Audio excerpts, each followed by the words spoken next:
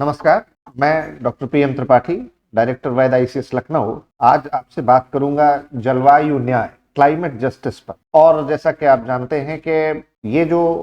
Climate justice या जलवायु से जुड़ा हुआ विषय है, ये हमारे जनरल स्टडीज के पेपर्स के लिए बहुत इंपॉर्टेंट है सिविल सर्विसेज एग्जाम में। साथ ही इस पर एस्से भी पूछा जा सकता है, निबंध भी इस पर आ सकता है। और जो पब्लिक एडमिनिस्ट्रेशन ऑप्शनल का सब्जेक्ट है, उसमें पेपर 1 की जो यूनिट है कंपैरेटिव एंड डेवलपमेंट एडमिनिस्ट्रेशन,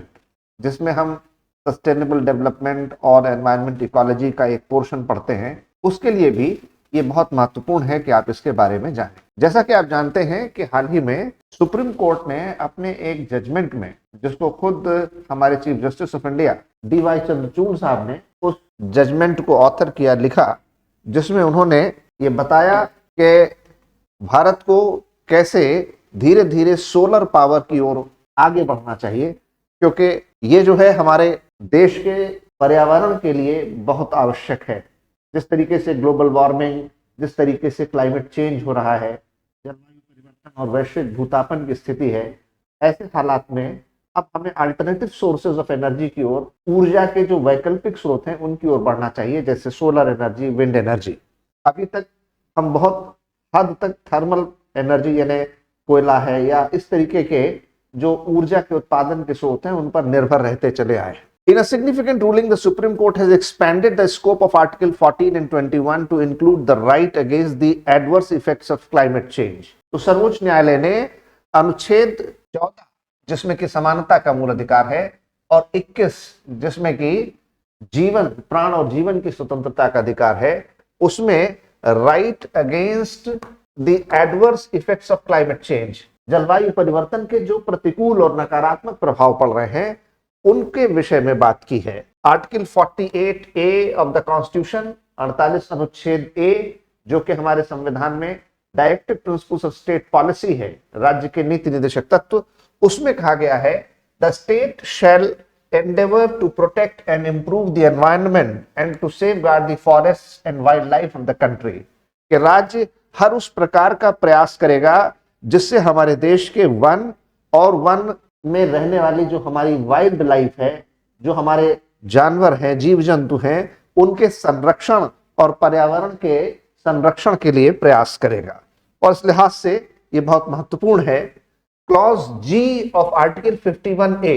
जैसा कि आप देख रहे हैं 51A, जिसमें फंडामेंटल ड्यूटीज दी गई हैं, और फंडामेंटल ड्यूटीज में मौलिक कर्तव्यों के अंतर्गत जो 51A का क्लॉज G है, यानी उपधारा G, इसमें कहा गया है it stipulates that it shall be the duty of every citizen of India to protect and improve the natural environment including forests, lakes, rivers and wildlife and to have compassion for living creatures. यानी हमारे मूल कर्तव्यों में यह बताया गया कि हर भारतीय नागरिक का यह कर्तव्य है कि वह प्राकृतिक पर्यावरण,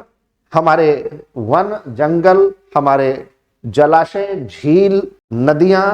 और जो हमारे जीव जंतु हैं, उनके सुरक्षा के लिए और उनके लिए दया और करुणा का भाव रखते हुए उनको बचाने का प्रयास करें। और इस तरह से आप देख सकते हैं कि जस्टिस चंद्रचूड़ ने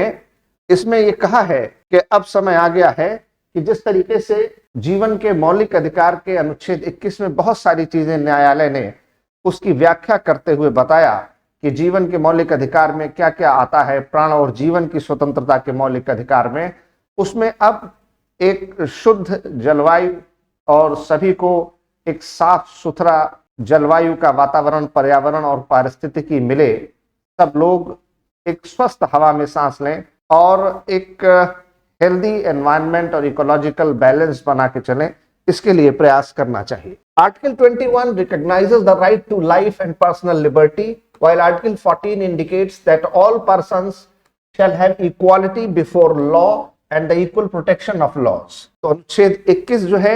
ये प्राण और जीवन की स्वतंत्रता के अधिकार से जुड़ा है, और अनुच्छेद 14 सभी व्यक्तियों को विधि के समक्ष समानता और विधि के समान संरक्षण की बात करता है। These articles are important sources of the right to a clean environment and the right against adverse effects of climate change। और ये दोनों अनुच्छेद इसलिए महत्वपूर्ण है कि स्वच्छ वातावरण और पर्यावरण, इसमें रहना उनका एक जीवन का मौलिक अधिकार है। और जो जलवायु परिवर्तन से होने वाले नकारात्मक प्रभाव हो रहे हैं उनसे बचना, ये भी हर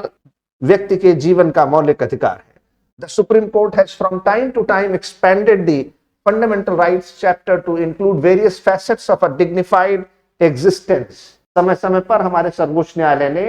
अस्तित्व और गरिमापूर्ण जीवन के लिए अपने अनुच्छेद 21 की बहुत विस्तार और वृहद व्याख्या की है, जिसको कहते हैं doctrine of progressive and liberal interpretation, यानी कि बहुत उदार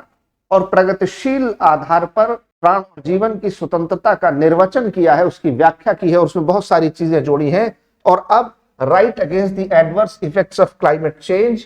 जलवायु परिवर्तन के नकारात्मक प्रभाव के विरुद्ध अधिकार को भी जीवन का मौलिक अधिकार घोषित किया है। On the right to a clean environment, the court said, without a clean environment which is stable and unimpacted by the vagaries of climate change, the right to life is not fully realized. जब तक के जलवायु परिवर्तन से होने वाले नकारात्मक प्रभावों को नहीं रोका जाता, तब तक पूर्णतः जीवन का मौलिक अधिकार, जो उसके स्वास्थ्य, सुरक्षा और एक बेहतर पर्यावरण और पारिस्थितिकी से जुड़ा हुआ है, उसको भी साथ में जोड़ करना देखा जाए। इसलिए the right to health which is a part of the right to life under article 21, यानी कि स्वास्थ्य का अधिकार जो कि अनुच्छेद 21 में जीवन का मौलिक अधिकार है, is impacted due to factors such as air pollution, shifts in vector borne diseases, rising temperatures, droughts, shortages in food supplies due to crop failure, storms and flooding. यानी कि अब जब हम जीवन के मौलिक अधिकार के अंतर्गत अनुच्छेद 21 में कहते हैं कि जीवन के अधिकार में एक स्वच्छ पर्यावरण और एक शुद्ध हवा में सांस लेना भी हमारे जीवन का अधिकार है, क्योंकि इसका नकारात्मक असर पड़ता है जब वायु प्रदूषण बढ़ता है, जब ऐसी महामारी और बीमारियां फैलती हैं, जब भूतापन यानी कि पृथ्वी के तापमान में वृद्धि होती है, जिससे सूखा, अकाल जैसी परिस्थितियां, खाने की कमी और फसलों की विफलता, फसल सही समय पर नहीं होती और बहुत सारे तूफान और बाढ़ जैसे मुसीबतों का सामना करना पड़ता है, तो हमारा जो जीवन का अधिकार है वो उससे प्रभावित होता है। और इस तरह से अनुच्छेद 21 में सर्वोच्च न्यायालय ने क्लाइमेट जस्टिस की बात की, जलवायु न्याय की बात की, कि हर व्यक्ति का यह अधिकार है कि वह स्वच्छ वातावरण और स्वच्छ पर्यावरण, खुली और शुद्ध हवा उसको मिले, उसका स्वास्थ्य ठीक रहे और भोजन इत्यादि जो मनुष्य की जीवन की मौलिक और मूलभूत बुनियादी आवश्यकताएं हैं, जिसमें उसका स्वास्थ्य है, जो कि जलवायु परिवर्तन और भूतापन के कारण उसके नकारात्मक प्रभाव से अब वो प्रभावित है, उसको रोकने का प्रयास करना चाहिए। The bench was hearing a plea to protect the great Indian bustard from losing its habitat due to power transmission lines. और ये मामला सर्वोच्च न्यायालय के सामने इसलिए आया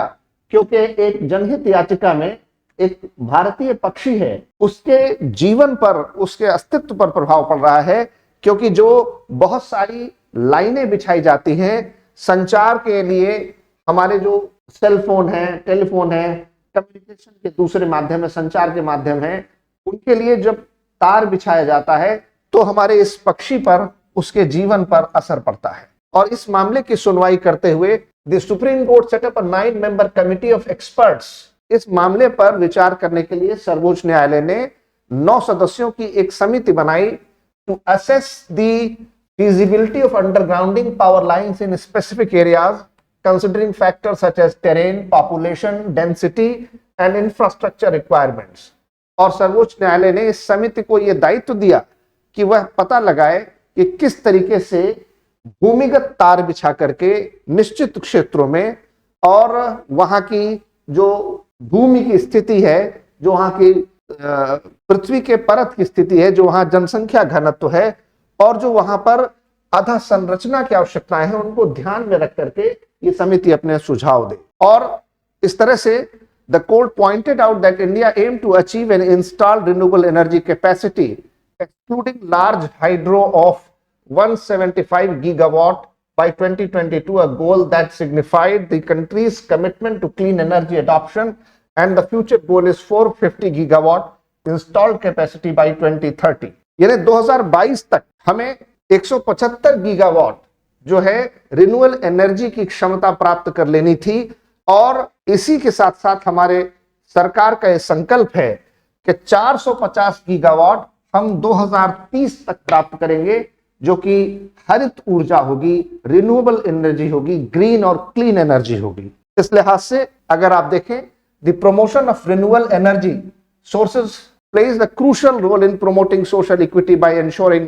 access to clean and affordable energy for all segments of society, especially in rural and underserved area। तो इसमें सर्वोच्च न्यायालय का यह मानना है कि जब हम रिन्यूएबल एनर्जी यानी हरित और स्वच्छ ऊर्जा का प्रयोग करते हैं, तो उससे हमारे समाज में एक सामाजिक जो बराबरी है, समानता और समता आती है, क्योंकि इससे सभी लोगों को एक हरित स्वच्छ ऊर्जा प्राप्त होती है, जो समाज के लिए बहुत आवश्यक है, खास तौर से जो हमारे ग्रामीण क्षेत्र हैं और जो हमारे ऐसे क्षेत्र हैं जहां अभी तक ऊर्जा पर्याप्त मात्रा में नहीं पहुंच पाई है। और इस लिहाज से अगर आप देखें कि हमारे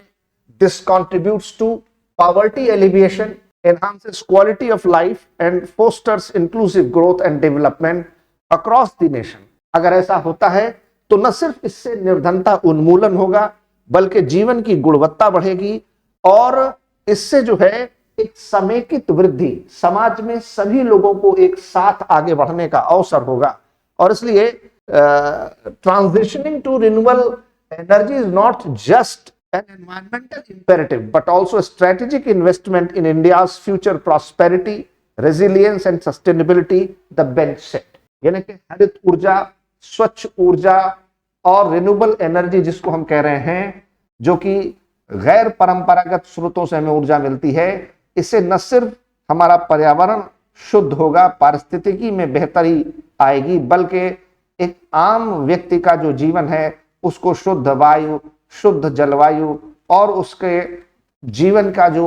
गुणवत्ता का स्तर है वो बेहतर होगा। देश में अधिक सामाजिक और समेकित विकास होगा, सभी को स्वच्छ जल, स्वच्छ वायु और स्वच्छ पर्यावरण मिलेगा, जिससे बीमारियां कम होंगी, उनके उससे जुड़े हुए खर्चे कम होंगे। इस तरह से आज सामाजिक न्याय के साथ साथ जलवायु न्याय भी एक महत्वपूर्ण मुद्दा बन चुका है। यह खबर हम लोगों ने इंडियन एक्सप्रेस के अखबार से ली है, और इसके बारे में आप एक विशेष अंक जो इंडियन एक्सप्रेस का है, उस विशेष तिथि को आप देख सकते हैं, पढ़ सकते हैं। धन्यवाद।